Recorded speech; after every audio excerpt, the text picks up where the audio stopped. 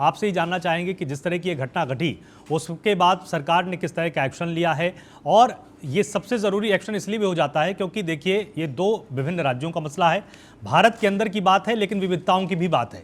जिस तरह से यहाँ पर नस्ली हिंसा की बात परिवार की तरफ से कही जा रही है, जो वहाँ का समुदाय है उसकी तरफ से कही जा रही है, तो इसमें सामंजस्य कैसे बिठाया जाएगा और ऐसा क्या एक्शन लिया जाएगा जिससे कि बहुत ही सटीक मैसेज जाए? देखिए,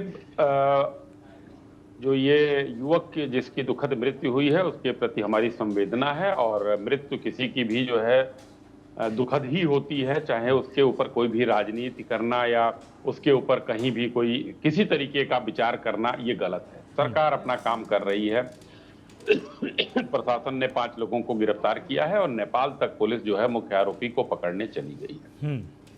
मगर इस देश में किस तरीके से किसी चीज का लाश का पोस्टमार्टम भले न हो किसी की दुखद मृत्यु के बाद, लेकिन उसके कार्यक्रमों का पोस्टमार्टम जरूर विरोधी दल के लोग किया करते हैं और कर रहे हैं।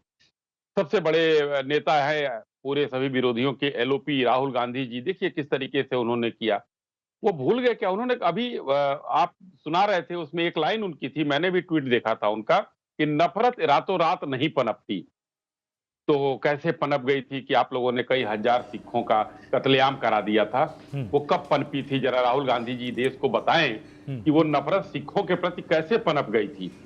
2007 में इनकी सरकार हुआ करती थी और नीडा खान के साथ जो अत्याचार हुआ था वहां दिल्ली में, 2011 में मुंबई में जो है सॉरी दिल्ली में नितिन चक्रवर्ती के साथ हुआ, 2013 में मुंबई में हुआ।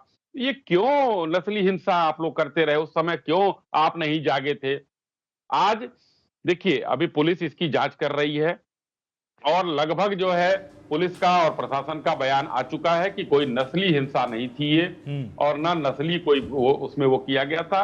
इन लोगों का कुछ झगड़ा जो भी हुआ हो, शराब की दुकान पर झगड़ा हुआ था। हाँ। अब शराब की दुकान पर कोई अगरबत्ती खरीदने नहीं जाता है, तो कैसे हुआ था, क्या हुआ था?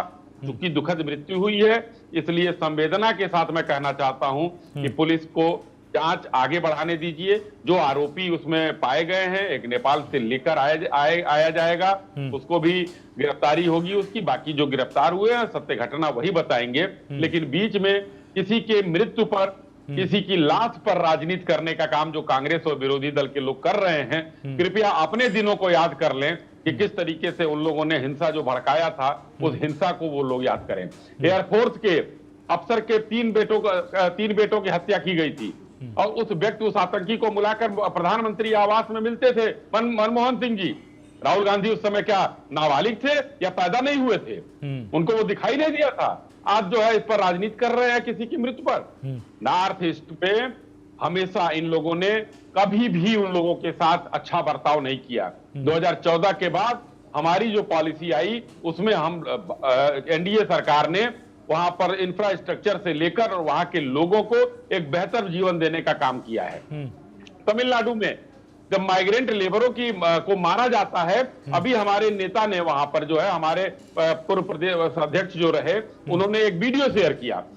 5 लोग मिलकर मार रहे हैं एक प्रवासी को जो उत्तर प्रदेश या बिहार का था। राहुल गांधी कहां गए थे? सो गए थे राहुल गांधी या मुंह में दही जमा हुआ था?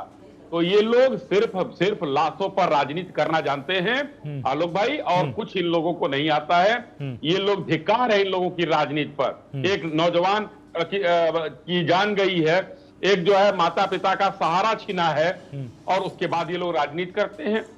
छोड़ दीजिए सरकारों पर, हम उनकी जांच करेंगे और जो सख्त से सख्त, अभी माननीय मुख्यमंत्री जी ने मृतक के पिता को कहा सख्त से सख्त कार्रवाई करेंगे, छूटेगा कोई नहीं। जी ठीक है, आसिफ जी क्या कहेंगे? इनका ये कहना है कि भाई जो भी एक्शन लिया जाना था वो एक्शन लिया जा रहा है और आगे भी कठोर से कठोर कार्रवाई होगी, लेकिन आपकी पार्टी के द्वारा जानबूझकर इसमें नस्ली हिंसा का एंगल डाला जा रहा है। साथ ही जब अन्य राज्यों में इस तरह का कुछ भेदभाव होता है उस समय कांग्रेस सामने नहीं आती है। देखिए, जिसके भाई की हत्या हुई उसके बयान क्या है? अब उसके बयानात तो भारतीय जनता पार्टी की सरकार है, नजर किसी को भी नहीं आ रहे हैं। वो तो खुलेआम कह रहे हैं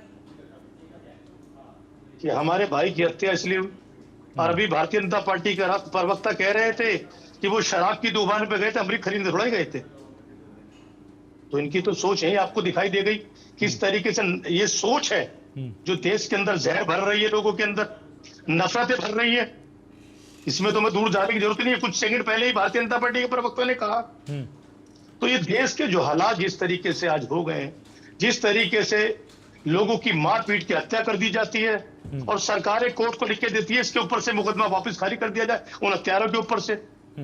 वो तो कोर्ट पे लोगों का विश्वास है कोर्टने का, नहीं किसी से कोई मुकदमा वापस नहीं होगा। तो जब सरकारें ये काम करने लगे, दोषियों को बचाने में खड़ी हो जाए, तो दोषी की इसमें कोई गलती नहीं।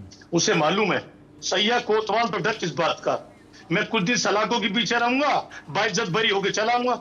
अगर निचली कोर्ट ने सजा दे दी तो आगे से मेरे को राहत मिल जाएगी, क्योंकि मेरे सर के ऊपर मौजूदा हुकूमत का हाथ है। आप ये देखिए किस तरीके नक्सली घटना होती है, किस तरीके ट्रेन के अंदर एक फौजी हत्या कर देता है सरेआम, कुछ नहीं। किस तरीके दिल्ली में हत्या होती है, किस तरीके और जगह बहुत सारी घटनाएं हैं जहां भीड़ पकड़ पकड़ के मारती है और तमाम इन भीड़ के लोगों को आज तक सजा नहीं होती। एक मुकदमा तो बताइए 14 के बाद में जिसमें इनके जुड़े हुए लोगों ने हत्याओं में शामिल हुए, 10 साल हो गए, 11 साल हो गए, 13 साल हो गए, किसी को सजा हुई, केस पेंडिंग चले आ रहे हैं, धीरे धीरे मुकदमों में चले आ रहे हैं, सजा हो रही है। आपको मालूम है छोटी छोटी चीजों में अपेक्षण लोगों पर कितनी लंबी लंबी सजाएं हो रही है। हमारे नेता के बारे में बड़ा बढ़ चढ़ के बोल रहे थे। हमारे नेता तो शुरू से मोहब्बत के साथ, हम लोग शुरू से नफरत के खिलाफ है। अगर हमारे वक्त के अंदर कुछ हुआ है तो हमारी सरकारों ने सजाएं दी हैं, वो सलाखों के पीछे गए हैं, हमारी सरकारों ने बख्शा नहीं है। बख्शने का काम कौन करती है? उत्तराखंड की सरकार। जिस सरकार पे आज हम चर्चा कर रहे हैं, जो मुख्यमंत्री अपने आप एक वीडियो रिकॉर्ड कराते हैं बताने के लिए मैं कितना दुख प्रकट कर रहा हूं, कितना मुझे दुख है, इसे रिकॉर्ड कीजिए और इसे मीडिया पे चलवाइए, मैं त्रिपुरा के मुख्यमंत्री से बात कर रहा हूं। तो ये तो है, उस भाई के दिल से पूछिए जिसके भाई की हत्या हुई है। वो भाई आपको दिखाई दे रहा है किस तरीके से अपने बयान दे रहा है, लेकिन सरकार को नजर नहीं आ रहा। पुलिस को 12 दिन लगते हैं एफआईआर करने में, ये उत्तराखंड की पुलिस है, तारीफ करेंगे। और एंगल ही चेंज कर दिया उत्तराखंड की पुलिस ने। जिस तरीके से अंकिता भंडारी के केस के अंदर क्या हुआ आपको मालूम है ना, किस तरीके से एक ऐसे आदमी को बचाने में लगी पड़ी है सरकार, जहां भारतीय जनता पार्टी का पूरा एमएलए कहता है कि दुष्यंत गौतम को बचाने में ऊपर का हाथ है, सरकार पूरी लगी पड़ी है। क्यों गिरफ्तार नहीं हो रहा दुष्यंत गौतम? क्यों उसके बयान के मुताबिक उसको भेजा गया जा रहा था? लड़की, उस बच्ची की हिम्मत है, अपनी जान गंवा दी, लेकिन इनके जैसे लोगों के लिए उसने परोसना बेहतर नहीं समझा, इज्जत अपनी बेहतर समझी। उस बच्ची के साथ कैसे हनन कर रही है सरकार। अब हम कहते हैं सरकार अगर संवेदनशील थी, सरकार समझदार है, सरकार ऐसे लोगों के साथ है, फांसी की सजा दिलाए ना फटाफट, फास्ट ट्रैक कोर्ट के अंदर ऐसे लोगों को। और जिन जिन के ऊपर बात उठ रही है उन लोगों से पूछताछ तक नहीं कर पा रही पुलिस उत्तराखंड की। क्या दहशत है उत्तराखंड की पुलिस को? क्यों डर लग रहा है? क्या साहब नहीं रहेंगे फिर अगर इंक्वायरी करने चले गए दुष्यंत गौतम गया तो?